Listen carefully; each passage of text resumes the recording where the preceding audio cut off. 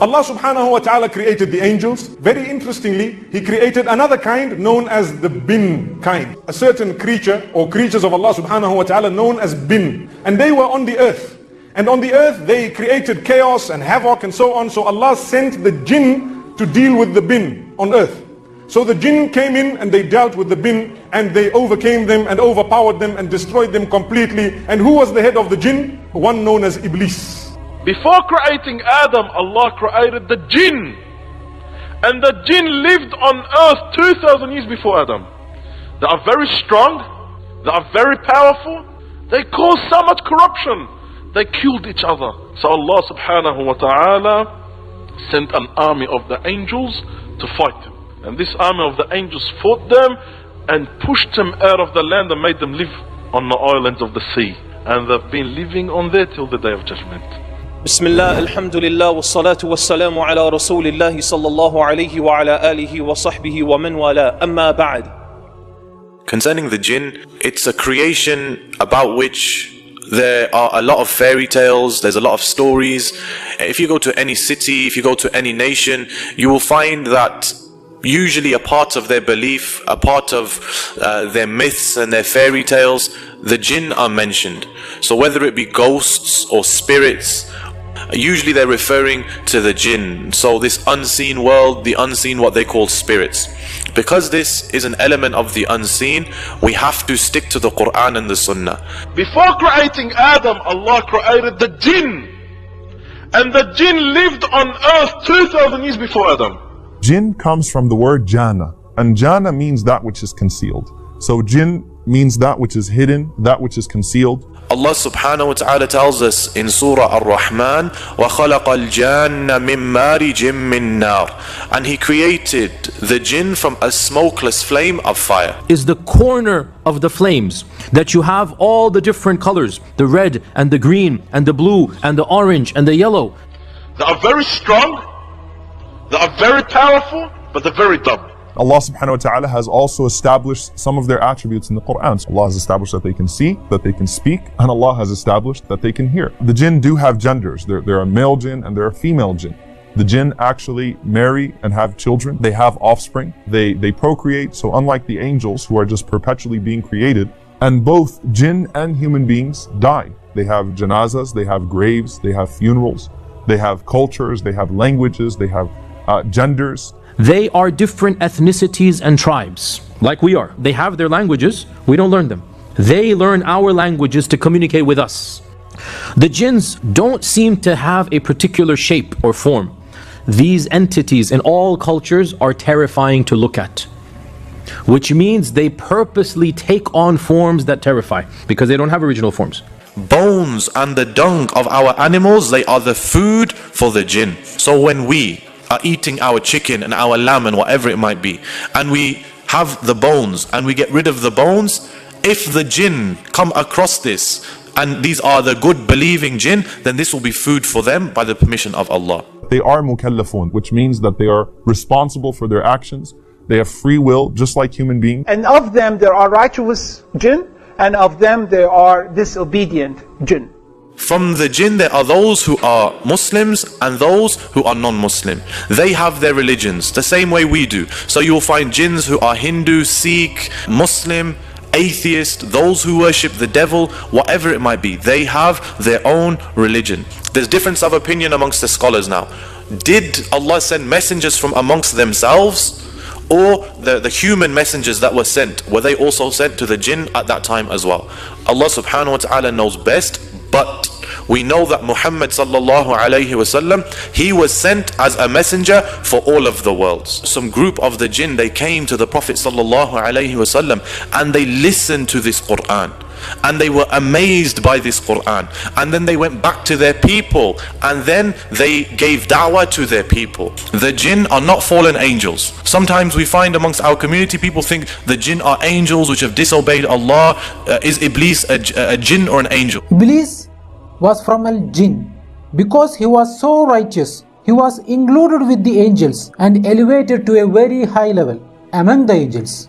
The jinn are not spirits of the dead. We don't believe in ghosts. We believe in jinns. The souls of the dead never ever come back to. They can see us, but generally we cannot see them. If you hear the barking of a dog or the braying of a donkey, then seek refuge in Allah, because they see what you do not see. Humans, all of them, can see the jinn if and when the jinn wants to reveal himself to the human. You cannot enter the world of the jinn, but the jinn can enter your world. The jinn can appear in the form of certain animals. Many times they appear in the form of snakes. That the jinns can come and pretend to be human. They can intermingle with human, and humans won't even know that they're jinns. وَمَا خَلَقْتُ الْجِنَّ وَالْإِنسَ إِلَّا لِيَعْبُدُونَ. Allah says, I did not create the jinn and mankind except to worship me. But they caused corruption, and they shed blood, and they fought with each other, and they corrupted this world, and they caused so much evil. And then Allah subhanahu wa ta'ala sent on them armies from the angels and also Iblis to fight against them. And then they were pushed and cornered to the islands of the ocean. Prophet Muhammad ﷺ said, every one of you has been assigned a companion among the jinn and one from the angels. Each person has an angel assigned to him, encouraging him to good and guarding him from evil. Counteract the evil suggestions which would come from the evil source of the jinn. The jinn that is always around us. There's a jinn that particularly constantly whispers to us. You know, the Prophet ﷺ's jinn actually accepted Islam, and that was something from Allah subhanahu wa ta'ala. Prophet ﷺ said, Al-jinnu thalatha. Jinns are of three types. One type flies through the air. They can go huge distances that would take us hours or days to travel. The jinn of this type which flies, they can cover these distances in the blink of an eye. Another type comes in the form of snakes and dogs. And a third type is based in one place, but it travels about. This is the one that seems to want to irritate us, want to frighten us, want to come into our lives. Any evil jinn is referred to as a shaitan, and they are the shayateen. Shaitan eats with his left hand and he drinks with his left hand. Is every jinn a shaitan?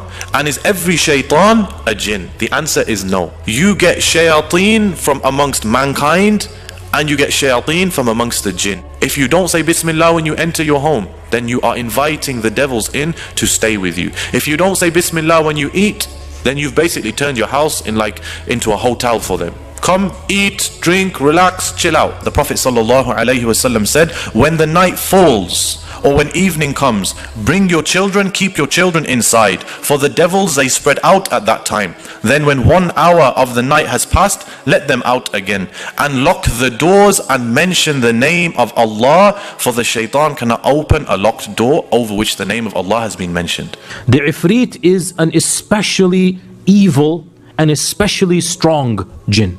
It's a type of jinn that has strength above and beyond what the other types of jinns have. Rasulullah ﷺ, once when he was praying, he caught a Afrit. He actually caught one of the very strong jinn. And the Prophet ﷺ, he thought to tie that strong jinn to a pillar in the masjid, but then the Prophet ﷺ, he let him go. Allah subhanahu wa ta'ala given a special power to Sulaiman alayhi salam to control over the jinn.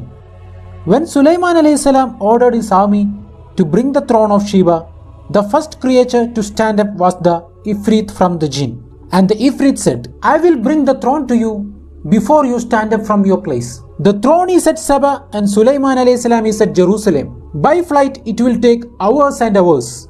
Imagine how the speed of jinn is.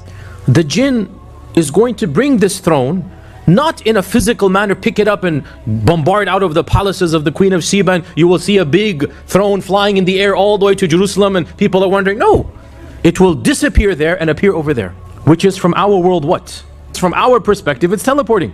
The jinn has the capacity or the power to transform matter into energy. E equals mc squared comes into play here. To has the power to transform matter into energy and take that energy at the speed of light and then re-bring it back to the way that it was. Thanks to Mr. Einstein, it's actually very understandable that it is conceivable that energy is transferred to matter, matter is transferred. We don't have the power to do that at will. But clearly some of the jinn do. And that is that the jinn are able to bring physical things into your house or take it out of your house without you actually seeing something moving in your house. Many magicians are using the jinn to do the magic. any type of magic is totally haram in Islam. Some jinns had the ability to fly higher to the heavens, and they can hear some talks of angels, and they listen to the decree of Allah. But after the coming of Prophet ﷺ, the first heaven is closed, and they are guarded by some shooting stars. So the jinns are no more able to hear. They hear something and mix 100 lies with it, and they whispers into the ear of fortune teller. So the words of fortune teller are not 100% true. If anyone goes to fortune teller and asks him anything, his prayers will not be accepted for 40 days, and he has disbelieved in Islam. The jinn, they can and they do fall in love with human beings. This is one of the reasons why jinn possess a human being, is due to love. One of the abilities that the jinn have is to possess human beings. Allah subhanahu wa ta'ala mentions, those who consume riba will stand on the day of resurrection like the person who has been beaten by a shaitan, leading him to insanity. And the Mufassirin, they have used this ayah to say this is a proof for jinn possession. Indeed, the shaitan flows through the veins of the son of Adam like his blood. Again, a proof that they can enter into our body and flow through our body and control that which we do. We, from the sunnah of the Prophet sallallahu alaihi wasallam, we have all of the tools that we need to protect our home and our families and ourselves from the shayateen. Point number one, we need to understand that the bricks and the mortar of your house don't become possessed. So it's not your house which is possessed. It's as a result of the people who are in that house. The shayateen are trying to get to the people. So the first thing to do, correct your aqeedah. The next way is to recite Surah Al-Baqarah in your home at least once every 3 days. The Prophet ﷺ said, whoever recites Surah Al-Baqarah at night in his house, then shaitan will not enter that house for 3 nights. Whoever recites it during the day in his house, shaitan will not enter that house for 3 days. There should be no pictures or frames or statues in your home. You should avoid watching movies or listening to music in your home. These are from the traps of shaitan. Music is the words of shaitan. If you are pumping the words of shaitan around your house, around your room, the devils are going to come and join you. The next way, when you enter into your house, you must say Bismillah, enter with your right foot. When you close the door, say Bismillah. When you eat your food, say Bismillah. Whatever it might be, mention the name of Allah subhanahu wa ta'ala. Do not curse the devils. Rather, say Bismillah. Perform a lot of dhikr and extra prayers in your home. The Prophet ﷺ said, when the call to prayer is made, shaitan flees on his heels. So if you are getting problems in your home, then just make the adhan. Before you go to sleep, recite Ayatul Kursi. It will protect you from shaitan. Keep your home clean and hygienic and smelling good, because we know that the devils, they like to congregate and stay in places of filth, places which are unclean, which is why when we go to the toilet, which is a place of filth, we make the dua, because this is where the devils, they congregate. Finally, ya ikhwan, have patience and make a lot of dua. Ask Allah subhanahu wa ta'ala to give you the tawfiq to overcome them and be steadfast. We don't fear the jinn. Allah subhanahu wa ta'ala says, this is only shaitan and he frightens you. Him and his supporters, they try to frighten you. So do not fear them, but fear me if you are true believers. Shaitan is weak, ya ikhwan. Inna kayda shaitani kana da'ifa. Indeed, the plot of shaitan is weak. They're faster, they're stronger, they're invisible to us, and they can transform energy and matter back and forth.